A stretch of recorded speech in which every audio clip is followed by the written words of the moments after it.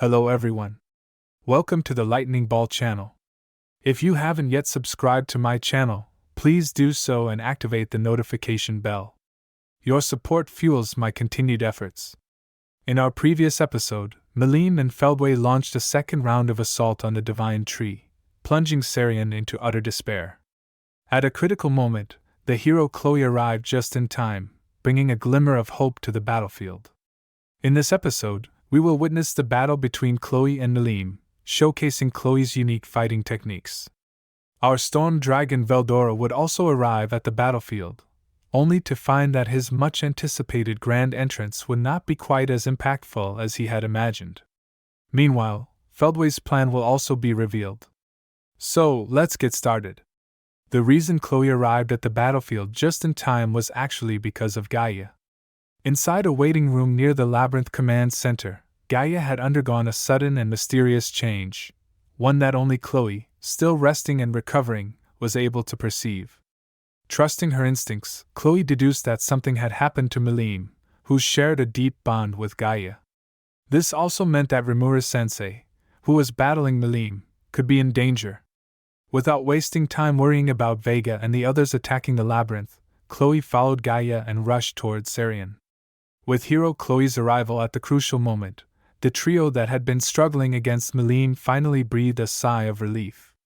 Leon, with his usual tsundere attitude, arrogantly declared that they owed their survival to the appearance of the super-gorgeous, peerless beauty Chloe and that they should properly thank her. However, his remark was immediately met with teasing from Sylvia and Elmesia, the mother-daughter duo, who pointed out that Leon's phrasing was incredibly strange and out of character. Elmesia, on the other hand, was clearly captivated by Chloe. Her masked form exuded an air of gallant heroism, while her true face was both beautiful and adorable, leaving Elmesia giddy with excitement. Leon, however, was even more excited. After all, this was his beloved Chloe. He even abandoned his usual aloofness and shamelessly boasted that Chloe was only slightly stronger than himself, making it completely reasonable for her to be called the strongest hero in history. But the way he said it somehow made it sound as if he was also elevating himself in the process. However, Sylvia immediately objected, firmly stating that the strongest hero, without a doubt, was the first hero Rudra. His disciple, the light-chosen hero Grand Bal, was also powerful, but he was still a step behind Rudra. Sylvia was an undeniable hero enthusiast, and once she started on this topic, she could talk endlessly. Her own husband was none other than the wandering hero Sarian. In her eyes, claiming Chloe was the strongest was simply unacceptable. Elmesia, however, firmly argued back, insisting that Chloe certainly looked like the strongest hero. Compared to Elmesia, who was over 2,000 years old, Chloe seemed impossibly young. But in reality, throughout the past 2 millennia, the name masked hero Cronoa had echoed across the entire continent, countless times saving the world from imminent disaster. Though Chloe appeared youthful, the sheer amount of experience she had accumulated was immeasurable. To Elmesia, Cronoa was undeniably the most brilliant hero of this era. But Sylvia had her own reasoning. To her, the legendary deeds of first hero Rudra were not just history but personal experience. The only one who had ever fought primordial demon Lord Gi to a standstill was Rudra. Sylvia emphasized this fact, passionately championing Rudra as the greatest hero of all time. The one to break the stalemate was Leon. He conceded that Rudra had indeed fought Gi to a draw, proving his formidable strength, but then added that Chloe possessed the perfect combination of beauty and cuteness, which, in his opinion, put her far above Rudra. His reasoning was utterly ridiculous, yet it earned enthusiastic nods of agreement from Elmesia, while Sylvia, exasperated, scolded him, demanding to know if the annoying blonde hero could just shut up for once. Determining the strongest hero might have been an endless debate, but in Sylvia's eyes there was no doubt about who was the most disappointing hero. Without question, it was her obnoxious disciple, Leon Cromwell. Unlike the relieved and excited spectators, Chloe, who was facing Milim in battle, had an extremely grim expression. Throughout countless time loops, whenever Rimura perished in another timeline, Milim would fall into the Stempede state, just like she was now, unleashing her overwhelming strength to slaughter the strongest of warriors. The strongest hero, Cronoa, had lost to Milim countless times, never once achieving victory. Chloe had every reason to be nervous. However, this time, there seemed to be a glimmer of hope. Now, Chloe had gathered the three essential elements of a true hero: courage, hope, and justice, making her far stronger than the Cronoa of her memories. Mana's Cronoa had perfectly fused with her, and in this moment, Chloe had reached the peak of all the infinite loops and boundless time she had endured. In her memories, in countless other futures, Cronoa had struggled just to master Lord of Space-Time, yet even then, she had stood at the pinnacle of the world's strongest. But now, Chloe had awakened the god-level ultimate skill, God of Space-Time. Having teleported alongside Gaia and arriving before Milim through a time leap, Chloe finally understood her mission. Perhaps this was what Rimura-sensei had expected of her. Everything seemed to be destined: her acquisition of immense power, her presence in this battle. It was all for this moment, to stop Milim and protect Rimura's fate. Chloe made her battle declaration, and Milim roared in response. And so, the hero who bore the hopes of humanity stepped onto the battlefield. Based on her experience from countless past loops, Chloe made her decision without hesitation. She would engage Milim, who possessed infinite energy, in a prolonged battle. She firmly believed this was the optimal strategy. Wielding the Moonlight Mistress rapier, Chloe skillfully deflected the sheer force of Milim's Drago fist, maneuvering with precision to avoid a direct hit. At the same time, she seized the opportunity to counterattack, attempting to deflect Milim's fist while launching a follow-up strike. However, in the next instant, Chloe coughed up blood, her strength draining from her body. Milim's tail had pierced straight through her abdomen. Milim's movements were completely unpredictable, and she toyed with Chloe as she pleased. Chloe had no way of foreseeing her next move, or at least, that was how it should have been. But despite her severe injury, Chloe acted as if nothing had happened. A beautiful smile reappeared on her face. She raised her sword once more, her holy armaments completely intact, as if everything that had just transpired had been an illusion. The same scene repeated itself. Milim launched another fierce assault, but this time, Chloe remained expressionless. She no longer rushed to counterattack but instead evaded the attacks entirely.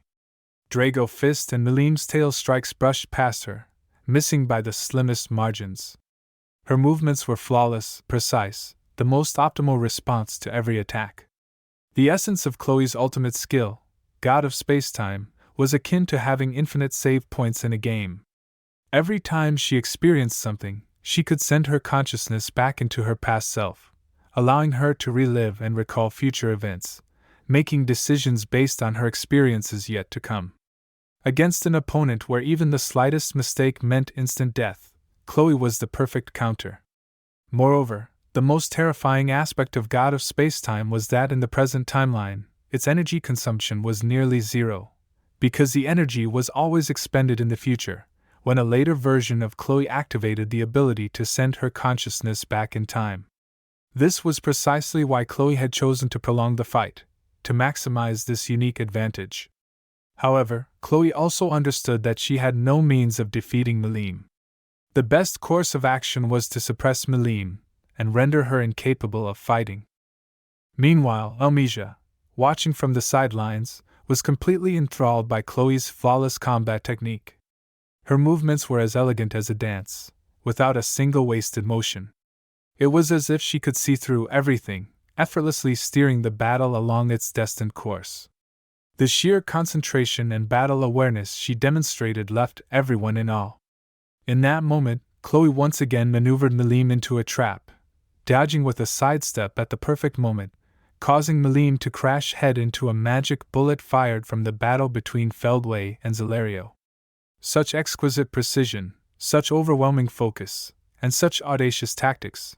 This was beyond comprehension, even for the strongest warriors present. After all, her opponent was Milim, a force so powerful that she defied understanding.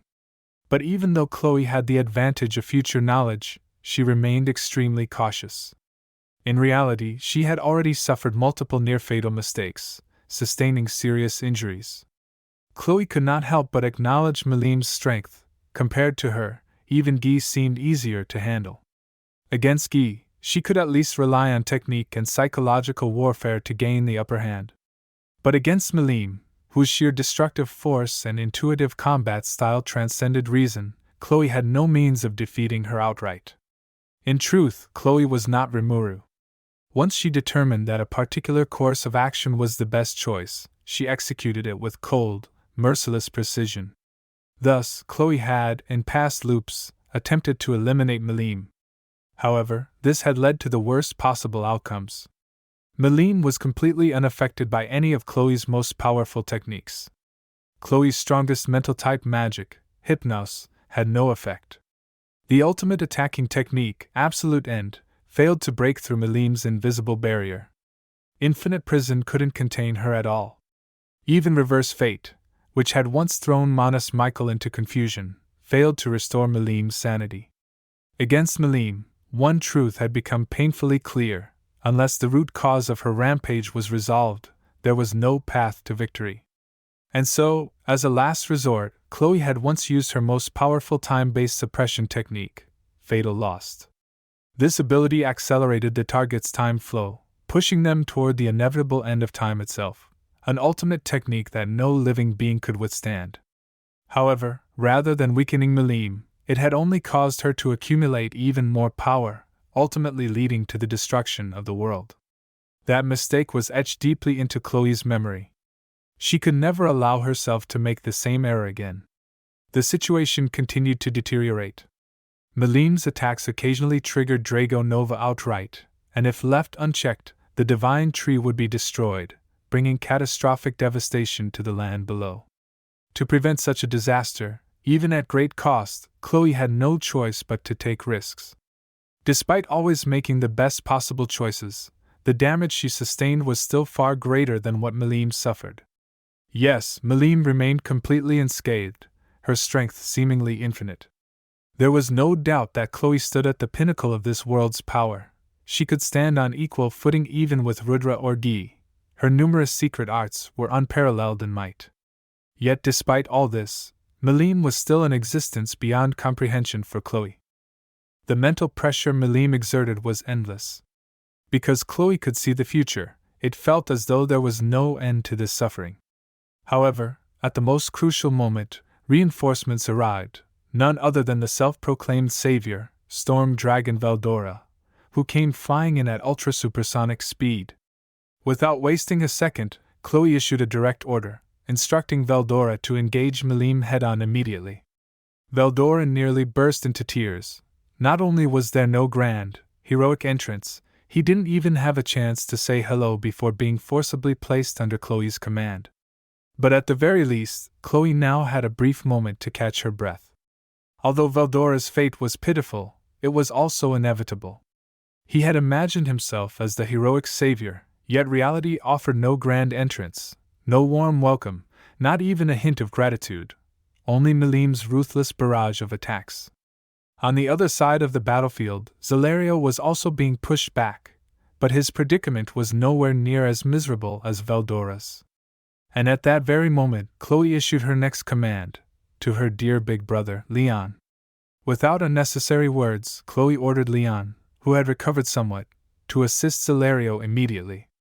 Being bossed around by his little sister was Leon's inescapable fate as the series' #1 Lilicon, but in a way, it was also a reward. Thankfully, he kept his peculiar thoughts to himself, managing to maintain his cool and collected image.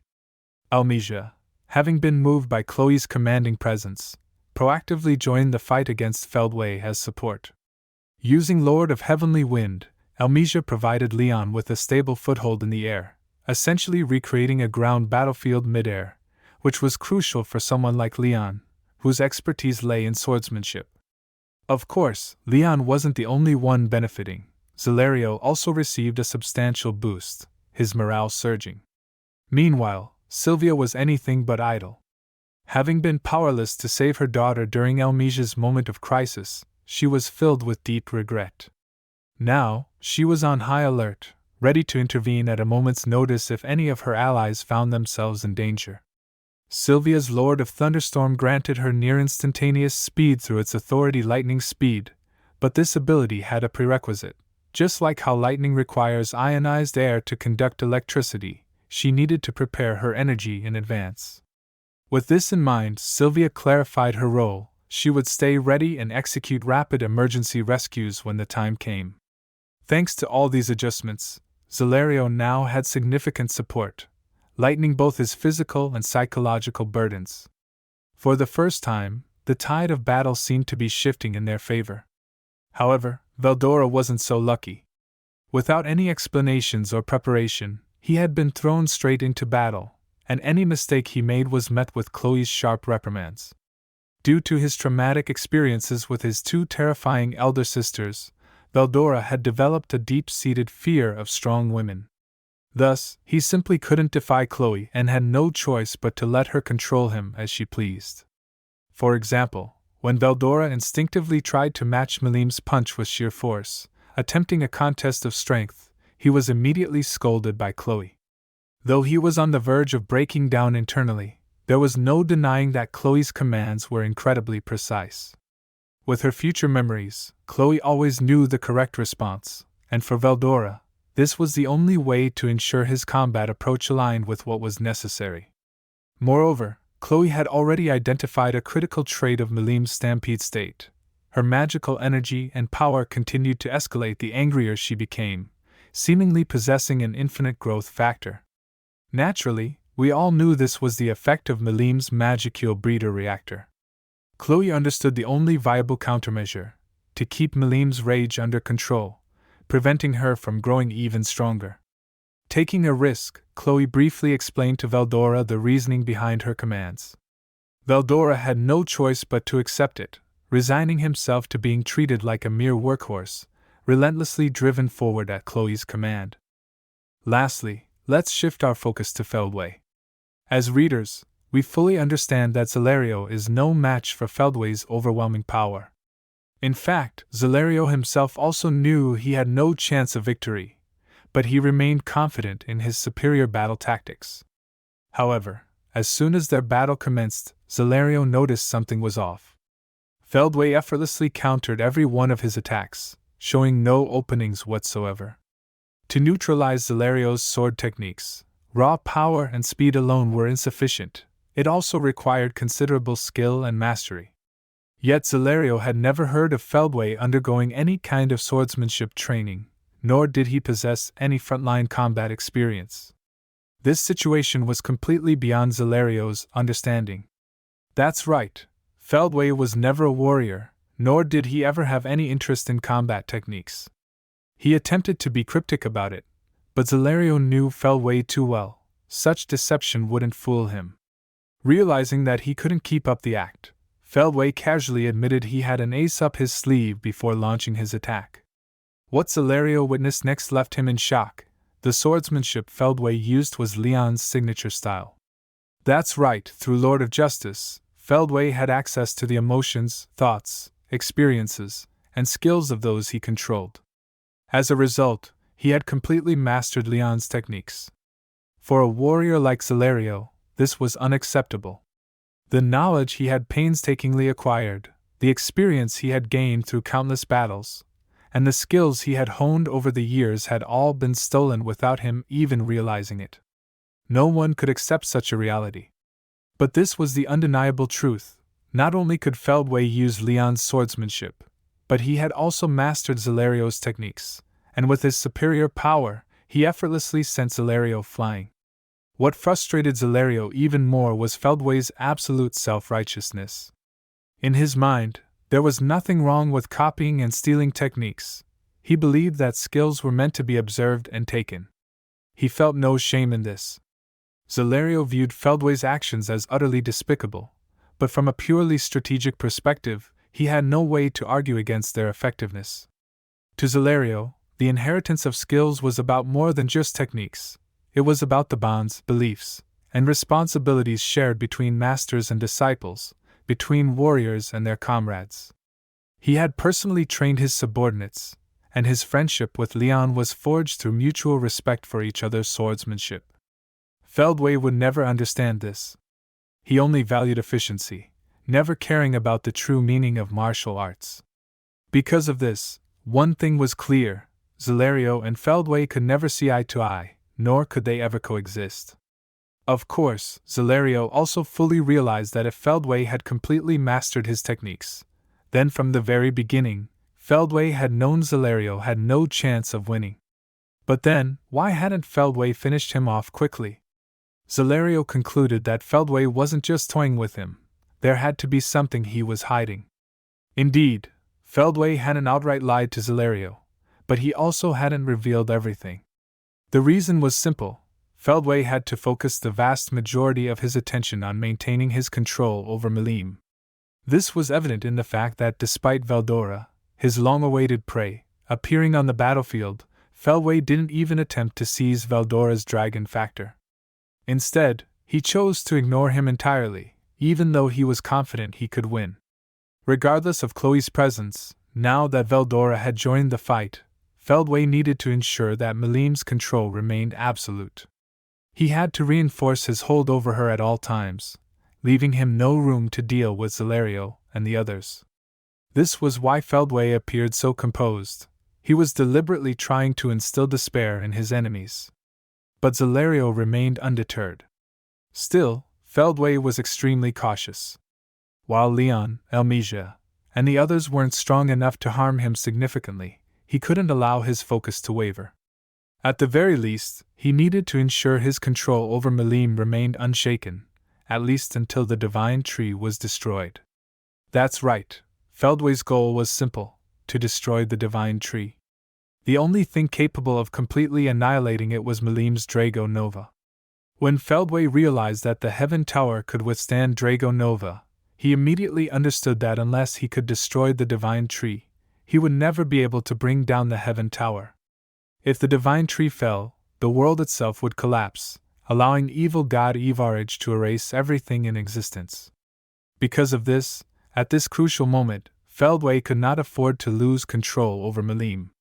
And so, the divine tree's battle for survival entered a new stage. Alright, that's all for this video. The most significant takeaway from this episode is that Feldway's control over Milim demands an immense amount of concentration. While Zelario, Leon, and the others aren't capable of breaking Feldway's focus, there is one person who undoubtedly can: Diablo. This serves as a setup for Diablo's eventual entry into the battle. As for Chloe, while the author continues to emphasize that she is on par with Guy or Rudra, she still feels comparatively weaker. The reason is simple: unlike in the web novel, Chloe isn't as dominant in the light novel and has, in fact, been slightly nerfed. Meanwhile, Sylvia and Elmesia's passionate debate as hero enthusiasts added a layer of humor and enjoyment to the otherwise intense battle sequence. In our next episode, we will provide a quick overview of the frontline battle between Luminous Forces and the Cryptids. The next episode will be just as exciting. If you enjoyed this video, please like, comment, and subscribe. Your support is greatly appreciated. See you in the next one.